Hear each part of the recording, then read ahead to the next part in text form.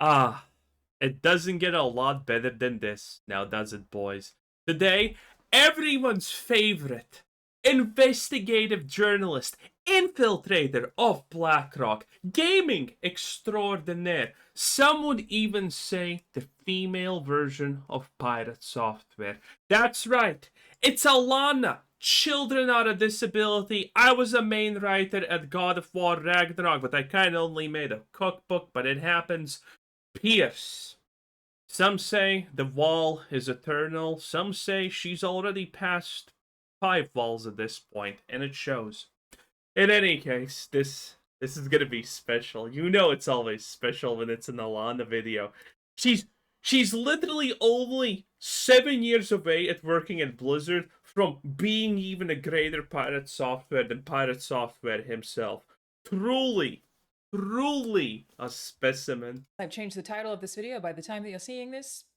Sort of needs no introduction. Pretty literal. I asked 20 game developers about the Stop Killing Games initiative to get actual game developer perspectives on the petition, how realistic or not the suggestions within it are, and just the general sense of things that they do or don't like about it. Now, I am covering this a bit late because, like, 2 days after I did these interviews, there was a whole new wave of drama surrounding the topic, and I just very much wanted to avoid having any part of that. But I will give you some context. So, before we She says that as she has pirate software in the thumbnail. get into what the devs had to say, in case you've somehow never heard of this at all and you're currently just extremely confused about what I'm talking about, in the creator's own words, Stop Killing Games is a consumer movement started to challenge the legality of publishers destroying video games that they have sold to customers. The website continues, an Thank you, Alana. Very cool. increasing number of video games is sold effectively as goods with no stated expiration date, but designed to be completely unplayable as soon as support from the publisher ends. This practice is a form of planned obsolescence and is not only detrimental to customers, but makes preservation effectively impossible. Furthermore, the legality of this practice is largely untested in many countries. Basically, the goal is to prevent publishers from being able to take video games that people have bought and paid for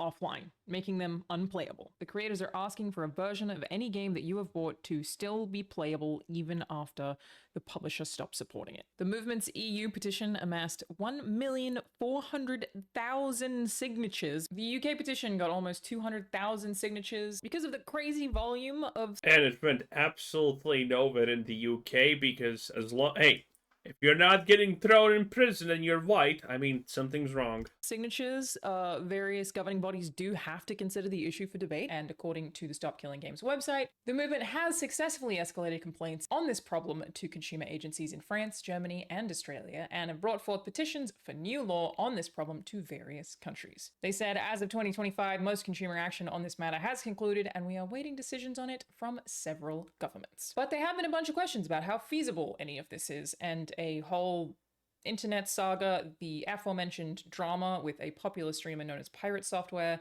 very heavily criticizing the movement and then receiving a lot of backlash for doing so. I've been called a corporate plant, degenerate, narcissist, nepo baby, and many other names.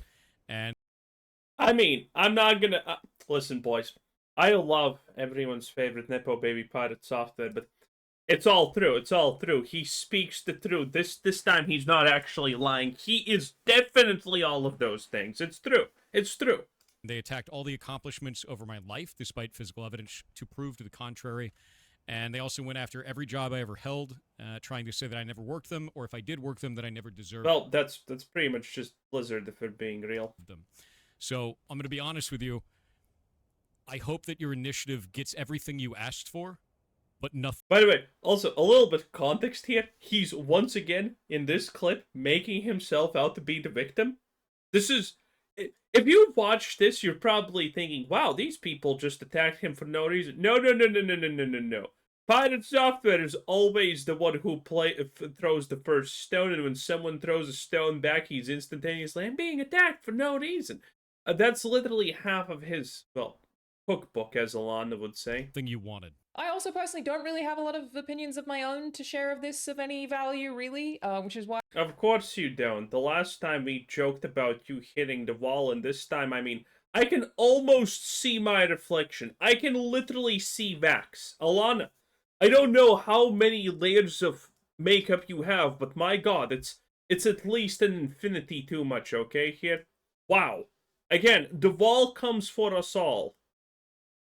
For some, you're already in the wall. It is what it is. I asked a bunch of other game devs about it. I asked people with varying degrees of experience, AAA, indie, multiplayer, single player, MMOs, hero shooters, you name it. I really tried to get as much broad spectrum information as possible, and because of that, I find it like really especially interesting where the answers overlap significantly. But yes, worth noting, almost nothing I'm about to say is my opinion, except for this word from our sponsor. So we'll get to the answers after this. If there's one stat that you've been neglecting, that I asked about stop killing games agreed on almost unanimously. The first, game devs would really like it if their games were playable forever. They would love it if the thing that they worked on was prevented from disappearing because some publisher decided to shut it down. One developer said that 99% of the games that they'd worked on in their career are no longer available or playable, which is insane. Like, that's so much creative labor to just have disappear, and the creator doesn't even have to be told about it. And on that note, I'm going to start this with an important quote from Emma Kidwell, an award-winning game dev currently working at Firaxis. She said, and pretty much every single person that I spoke to opinion discarded. who echoed some version of this, game developers love making games. I'm joking, YouTube. We love playing games, and nothing breaks our hearts. Also, by the way, like, subscribe, comment down below, because if you don't, YouTube doesn't think that you're a person. And I'm not actually joking. YouTube is looking at people who don't comment or like the video as you are a bot. I know it's stupid, but so please, press the like button. It has a thumbs up and makes you feel warm inside. Like corporate greed and profits killing our hard work and a player's enjoyment of them. I promise you, we aren't the ones behind any long-lasting awful decisions being made. We don't want it either. We're on your side. We want to make things you'll buy and keep until we all turn to dust. Which, woo! Go Emma! Thank you. Obviously, if you're not new to my channel, you'll have heard me rant many times about how game devs and publishers are two very different things, but it does feel like it's worth pointing out and repeating over and over and over and over. I'm not new to your channel at all, Lon, and I have never heard that sentence before. Interesting. Again, because far too many people still equate the two. And with that, virtually all of the developers wanted the initiative to succeed. Literally only one person was strongly against it, and even that was because of the specific technicalities of the games that their studio is making. So I ask that you remember this regarding everything I'm about to tell you. It wouldn't be fair for me to include quotes that focus on some of the complications or like criticisms or just questions without really highlighting these developers were overwhelmingly in support of stop killing games and hope that it succeeds in some form. Which, the second unanimous thing, everyone agreed that this is extremely complicated and, as exists with many facets of game dev, way harder than most people seem to think, outside of a few small circumstances. Even the people who were most Are we talking about legislatively or game designably? enthusiastically loud about their support expressed some frustrations that people across the internet were excessively simplifying things.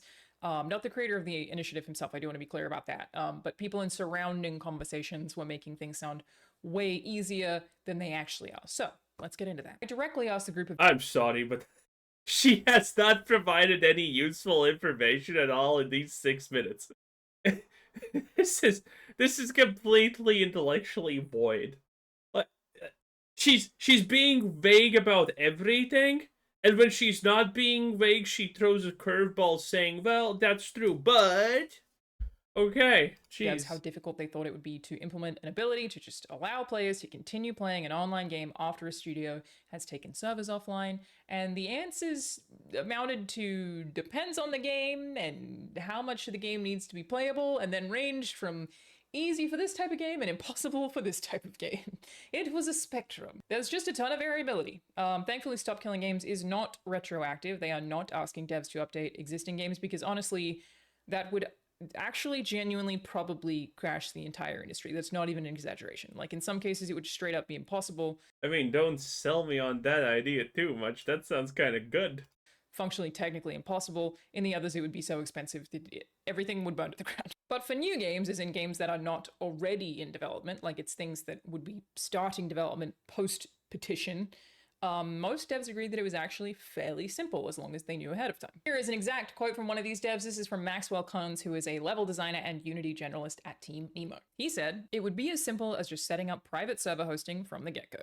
It's not necessarily a free add-in, it would take some time and testing." Oh, look at that! I'm as smart as a game dev, and so are you, because every single one of us said, yeah, just peer-to-peer connection, private servers.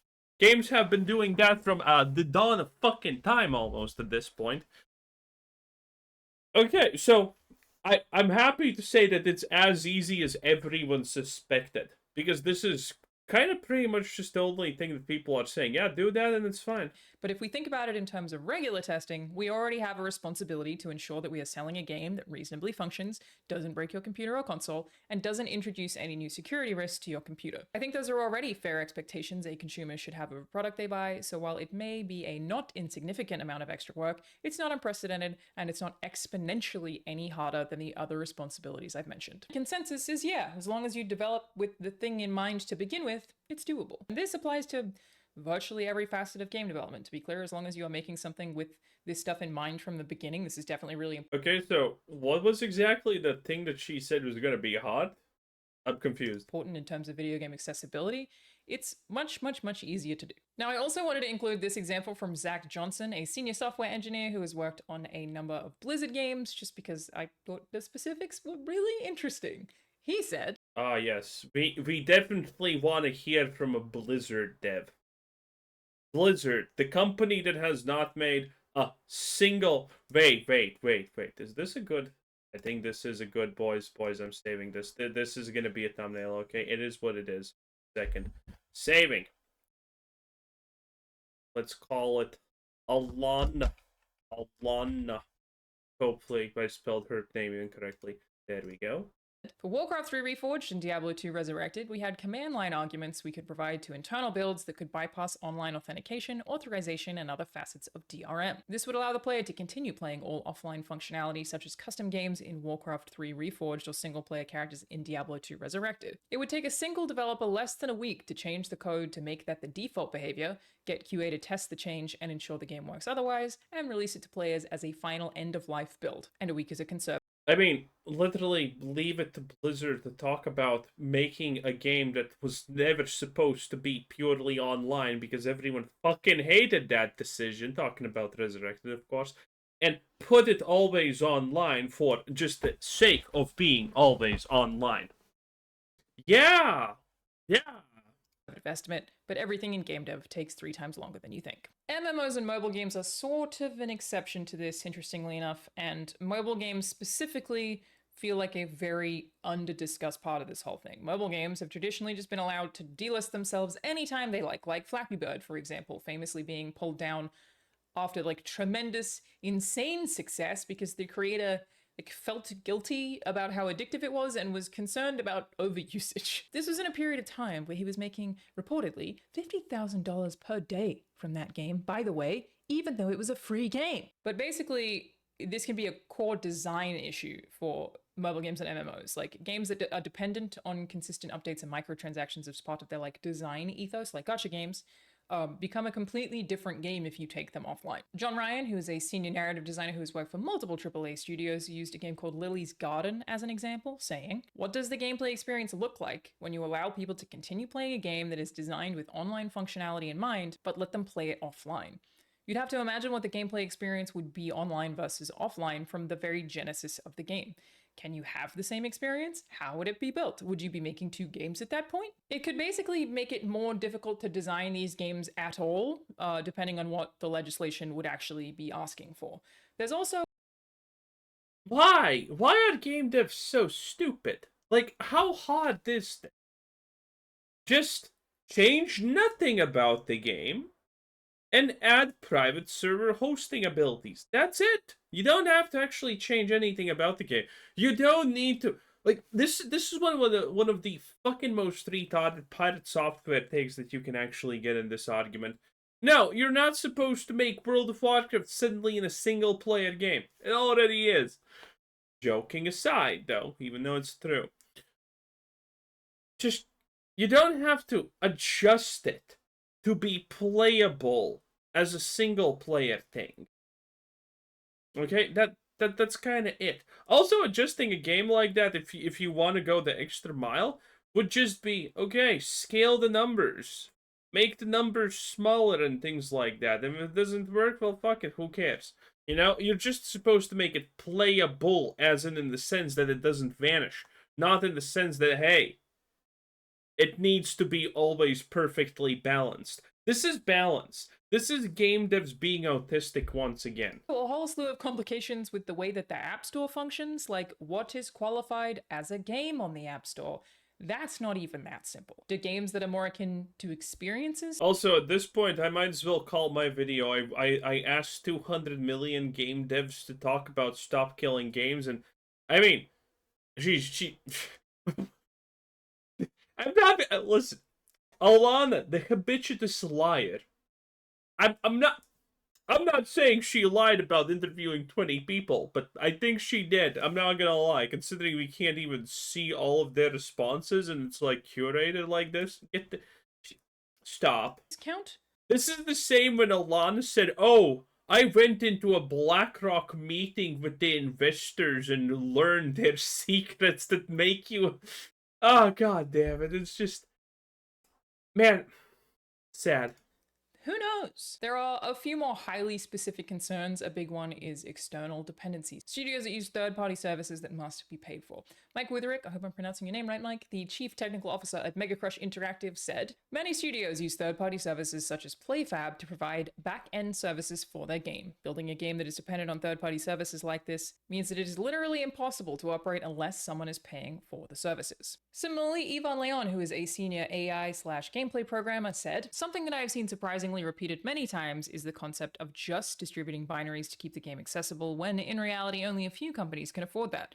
Most games nowadays, even those developed with in-house engines, rely on third-party tools, Fmod, Havoc, Speedtree, for different goals. When you get one of those licenses to use their libraries in your project, that license does not include the right to distribute that code, which, among many more things, is what comes in said binaries." Stop Killing Games is not asking for studios to pay for servers or third-party services indefinitely. For the record, that is not an ask at all, not even a little bit. But as Mike is saying, if your game just straight up doesn't function without a particular third-party tool, that has to be paid for on an ongoing basis. And in that case, the legislation would sort of force you to keep paying, which is not sustainable for almost any studio, certainly not any indie studio. There were two other Yes. Again, the thing that we were that Stop Killing Games doesn't actually do. That's great. the devs who shared similar sentiments that Stop Killing Games would likely prevent them from using certain third-party services that they currently use quite often, because their games are built knowing that they can rely on those and pay for them for as long as the game is profitable, aka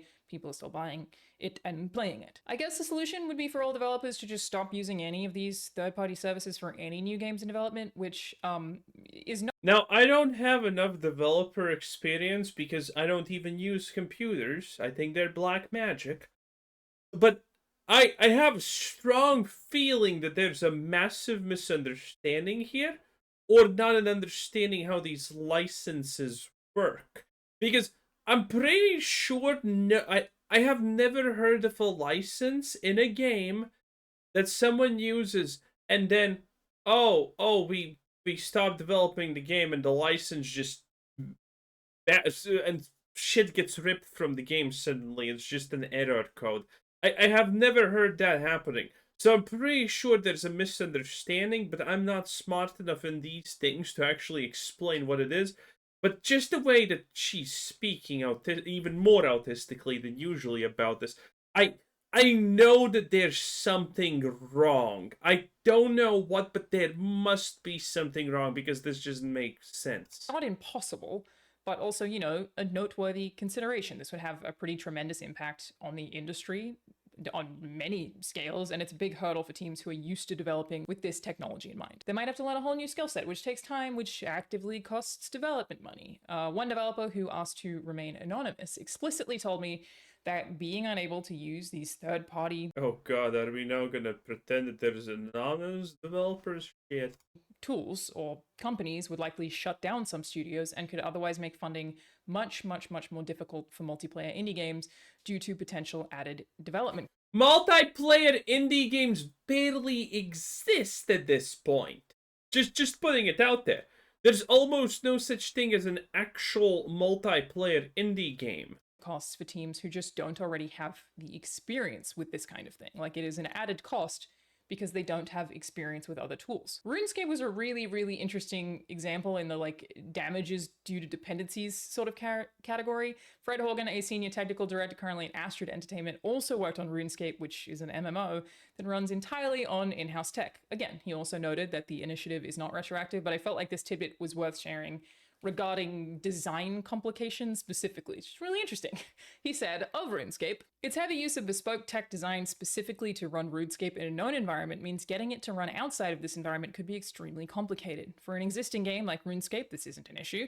However, it means that Jagex's in-house engine may become unsuitable for future projects purely because of assumptions made way before the initiative existed. Basically meaning that this studio and many others might have to make a whole new engine for any future games because their previous ones were not built with this initiative in mind, or even really considered because they can't see the future. But even in instances where it seemed like it was actually like functionally, technically...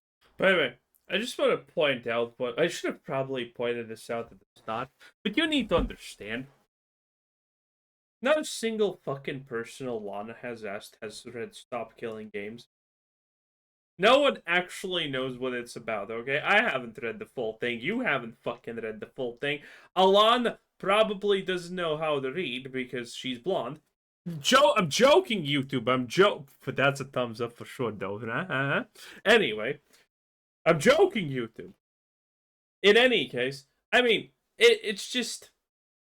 Yeah, this is probably... I'm not sure why they are saying it.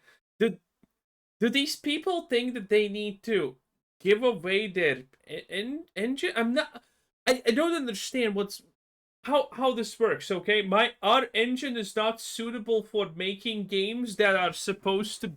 I don't understand the problem. I blatantly don't understand the problem even in what is addressed here. Fairly, again, simple to allow online games to remain playable without needing ongoing developer or publisher support. There were just a ton of questions about which version of things should or should not exist and just like how complicated that might be legally. These questions were not directed at the creator of Stop Killing Games, again, to be clear, who may have their own answers. The questions were much more focused about how it would actually look in any governmental or legal proceedings. Like, what are the courts actually going to be asking game dev? Ah, great. Now we're asking game developers to become lawyers. It gets better! It gets better. Oh, Jesus. For. Like, if there's an update for League or Apex or Valorant or Overwatch or whatever else, would that prevent it from being retroactive? Most of those games aren't set up to be hostable for individual players, making that really, really difficult. And about games like these, a systems designer who worked at a AAA studio who was asked to remain anonymous asked, how on earth do you word that legally in a way that doesn't allow publishers to find loopholes and exploits? Which I actually think... I mean, that's a problem for the law fucking people. Yeah, I mean, none of us are competent enough to talk about that. Yeah, that's gonna probably be tricky. Okay, so some games are probably gonna find a loophole that they can make themselves into, like, I don't know, online fucking churches or something like that, and then it's gonna be a loophole. I don't know. There's probably gonna exist stuff like this, but hey, well, this is so stupid to even ask. Okay. This can be boiled down to the concept of, oh, the solution is not gonna be 100% perfect, so why even fucking bother implementing it? That's a stupid argument, but that's exactly what it is. I think is a really great point. They continued. League of Legends isn't affected since it came out before the bill was passed. Publishers know that, and my concern is that we'll just start seeing more games turned into live services, kind of like how Call of Duty does it. A series like Assassin's Creed could become a single ongoing platform where new entries are just paid updates or DLC instead of full new games. It seems like it would be a fairly... That's pretty goddamn but presumptive to assume that Assassin's Creed is gonna survive to see this thing. Assassin's Creed's dead, okay? You have... Ubisoft has to worry about more pressing current day issues than this bill, okay? Really easy way for really big juggernaut studios to get around the new rules, but it feels like a loss for players, especially with how tired people already are of live service games and juggling a bunch of different launches. Which, quick side note, a lot of these developers shared speculative concerns about some of the ways that publishers might respond. 3 separate devs said that they expected that publishers would very likely massively increase everybody's favorite thing, microtransactions, specifically in things like sports games, which would sort of no longer be able to release annually to try to recoup any potential revenue loss or use it as an excuse to increase them. And they're against this, to be clear. This is the part where I Wait. This actually is insane because one of the thing about sports games is that they specifically stop server support for their older titles because the people playing them already have bought all the microtransactions, and then they need these people to go into the next game so they can milk them there. So this would completely kill EA effectively. have to sign. Game developers and publishers are different, and devs are very much on the public side regarding disliking publishers' shitty, greedy practices, even if they are forced to implement some of them. Okay? Anyway, sorry, back to the what version of this game has to exist, and Also, did you notice Alana's not doing any of her quirky jokes and things like that in this video? Very cool. I like it. how much of it needs to be playable questions that are hard to avoid talking about when talking about MMOs. One developer brought up Wrath of the Lich King as an example. Blizzard has technically killed that version of the game, so how do you differentiate between versions which can or cannot be like killed, legally speaking? These things will have to find explicit legal definitions, and that's just going to be really hard. On this, Kevin O'Brien, who is a senior QA manager at Theorycraft. I don't understand the problem here, okay? The people who have bought Wrath of the Lich King just get the ability to host private servers or log into the game in an offline mode. You don't need to do both of them, by the way. And after that, like, Blizzard just completely fucks off. They don't need to keep a version of that game alive. If they want, they can completely burn the Wrath of the Lich King code if they want. The players have access to it. That's it. That's kind of the big point here. And I mean that's it. You just need play to give players an ability to access the game. That's it. Like, you don't have to keep Wrath of the Lich King alive. Well, I don't understand. There's a fundamental disconnect from what this is like. Is every developer pirate software in the skies at this point? Games asked. If it's just the core gameplay and none of the thrills, then it might not be that bad for a game like League of Legends or Valorant to be playable without the platform. The developer could release the game on a client-specific version and a matching game server with some basic instructions on how to run the game server. Or maybe it needs to be doable for a normal consumer to get it running, in which case the bar would be way higher. Another challenge would be that the game server expects to receive certain... How high the bar is also not exactly your issue. If the bar to launch the game in single player mode is pretty hard, I mean that's not your issue anymore. You did make it usable. You know, well, there's gonna probably be caveats. I mean, you can't intentionally make it so hard that no one can solve it. You know, you can't put a Rubik's Cube solving behind it to make it work. Information from the platform. Who are the players? Which character did they select to play? Which cosmetics are they using? Which team are they on, etc. I expect the server would just fail to function until you either modify that code or provide it the information it's looking for. Which, yeah, for things like this, there are basically a lot of questions about, like, what level of technical understanding or know-how is expected to be expected from players. Like, does a casual console gamer need to easily be able to run an MMO that no longer has publisher server support without any technical knowledge? Like, someone who has never set up a custom server in their life, do they need to be able to know how to do this? How easy does it have to be? Which I guess ties into the next point. There were some public criticisms about the petition being way too vague. And while I suspect that that's where a lot of the devs' questions are inherently coming from, many of the devs that I interviewed said that they felt that it was worded as well as it possibly could be, considering the complexity of the ask. One developer said, I feel like the language in the petition can't possibly be specific enough to capture all of the nuance of different technologies at play. Which is fair. It's sort of impossible to be hyper-specific about an industry that just has so much variability. And it's not on Stop Killing Games as an initiative to figure out all the answers or come up with all of the definitions. Like, they haven't presented a technical document that is on the Are all of these questions fake?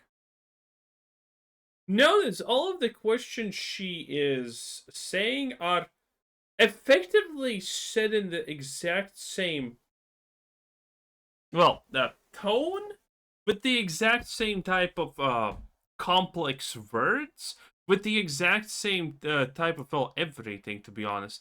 It feels like it's one person, okay? Now, granted, game devs are animals, but, I mean, they're not the same.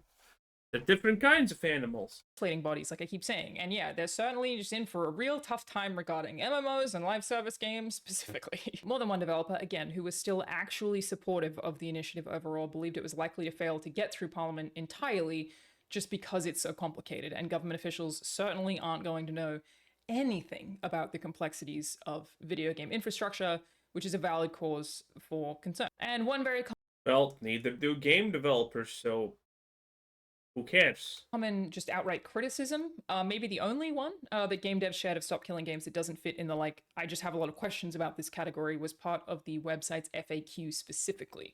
There is a question that reads, wouldn't this be a security risk for video game companies? And the FAQ states, not at all. In asking for a game to be operable, we're not demanding internal code and documentation, just a functional copy of the game.